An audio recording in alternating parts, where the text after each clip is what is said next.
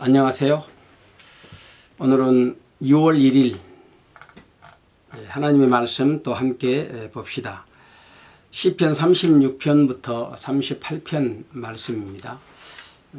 36편과 37편은 개인적으로 읽으시고 함께 오늘 읽을 말씀은 38편 말씀이 되겠습니다.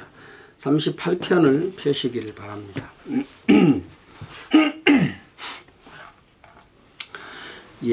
먼저 1절부터 10절까지 함께 읽읍시다. 여호와여, 주의 노로 나를 책하지 마시고 분노로 나를 징계치 마소서. 주의 살이 나를 찌르고 주의 손이 나를 심히 누르시나이다.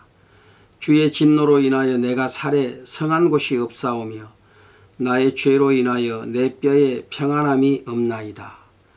내 죄악이 내 머리에 넘쳐서 무거운 짐 같으니 감당할 수 없나이다. 내 상처가 썩어 악취가 나오니 나의 우매한 연고로소이다. 내가 아프고 심히 구부러졌으며 종일토록 슬픈 중에 다니나이다. 내 허리에 열기가 가득하고 내 살에 성한 곳이 없나이다. 내가 피곤하고 심히 상하였음에 마음이 불안하여 신음하나이다. 주여, 나의 모든 소원이 주의 앞에 있사오며 나의 탄식이 주의 앞에 감추이지 아니하나이다. 내 심장이 뛰고 내 기력이 쇠하여 내 눈의 빛도 나를 떠났나이다. 다윗의 시인데요.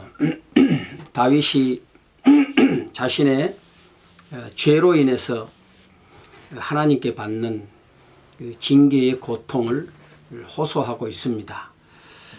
그 죄가 무엇이었는지 여기서 우리가 자세하게 알 수는 없지만 하나님께서 분노하시고 또 그의 몸에 이렇게 병이 나게 하심으로 징계하셨습니다. 때로 하나님께서는 질병을 통해서 사랑하는 자녀들의 죄를 책망하시고 또 그 마음을 하나님께로 돌이키게 하시기도 하십니다. 하나님의 자녀는 우연하게 일어나는 일처럼 보이는 사건 속에서도 하나님의 섭리를 깨닫고 하나님의 손길을 느낄 수 있어야 합니다. 다윗은 질병을 통해서 그 자신의 사랑하는 그 자녀를 책망하시는 그 하나님의 마음을 알게 된 것이지요. 그래서 그는 3절에 이렇게 고백하지 않습니까?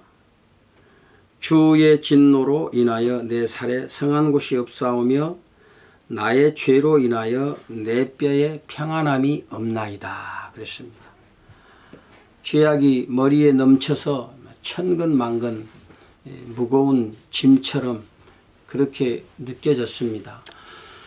하나님의 인도를 받는 사람은 죄를 지을 때에 자신의 죄에 대해서 민감하고 또 그 죄의 무게를 크게 느끼는 것이죠. 그러나 심령이 무디어지면 죄를 짓고도 무감각하고 또 그 마음에 하나님을 두려워함이 없어지게 됩니다. 죄로 인해서 마음에 큰 근심과 고통이 있을 때 우리는 하나님 앞에서 죄를 인정하고 또 그 죄를 사유하시는 하나님의 은혜를 구하는 자들이 되어야 하겠습니다. 우리가 시편 38편의 말씀을 읽다 보면 참 다윗의 그 하나님 앞에서의 솔직한 고백을 보게 됩니다. 그는 자신의 연약함을 숨기려고 하지 않았습니다. 있는 그대로 하나님 앞에 드러내놓고 그 안에서 하나님의 긍휼과 또 자비와 은총을 간구한 것이죠. 5절에 보면 다윗이 그렇게 말하지 않습니까? 5절, 내 상처가 썩어 악취가 나오니 나의 우매한 연고로소이다. 자신의 잘못으로 인해서 그런 결과가 오게 됐다는 것이죠. 사람이 죄를 지으면 마음에 불안함이 임하게 되고 또 심령의 근심으로 인해서 뼈가 상하게 됩니다.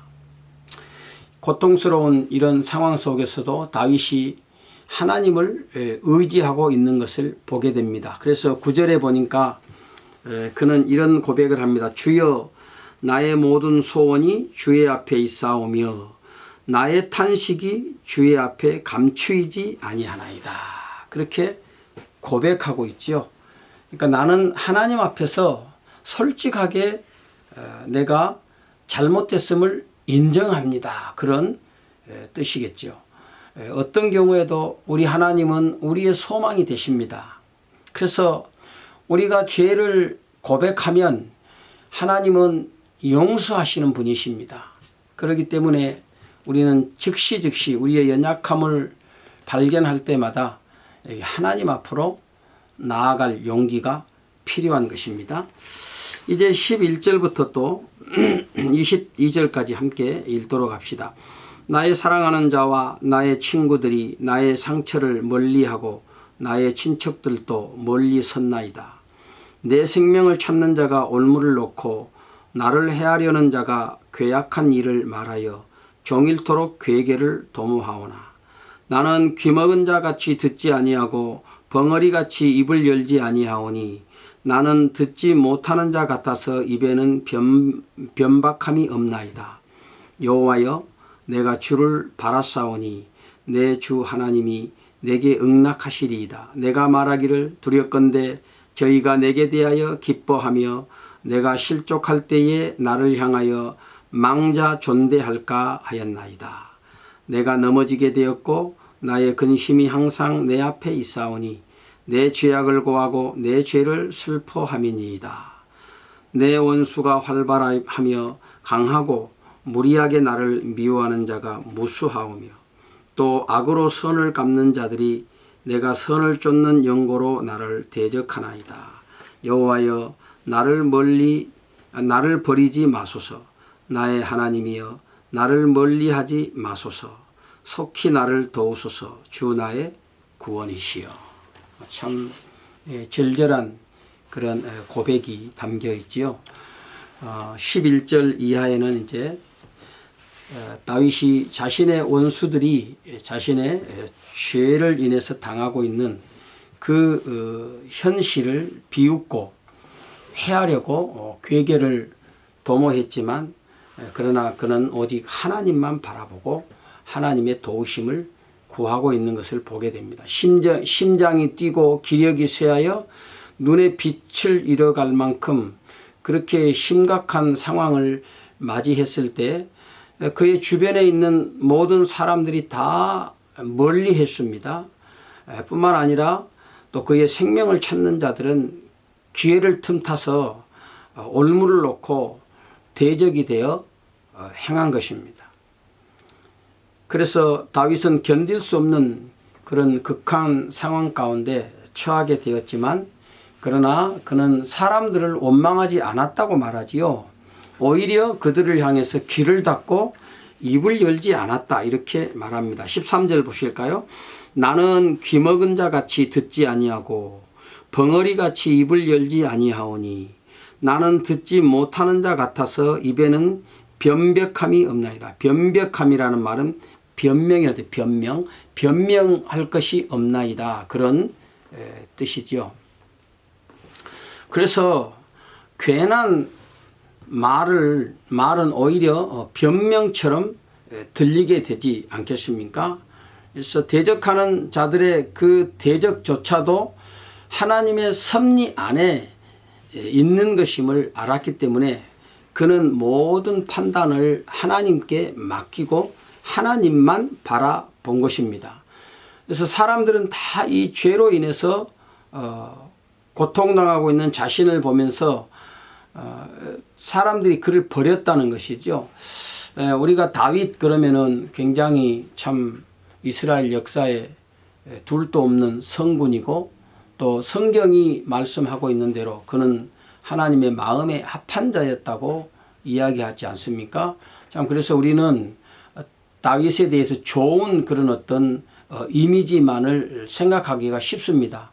그러나 다윗도 우리와 똑같이 연약한 인생이었습니다. 그래서 늘 허물이 많고 또 실수하고 때로는 죄를 짓고 부끄러워 어쩔 줄 모르는 그런 마음을 가졌던 사람이지요.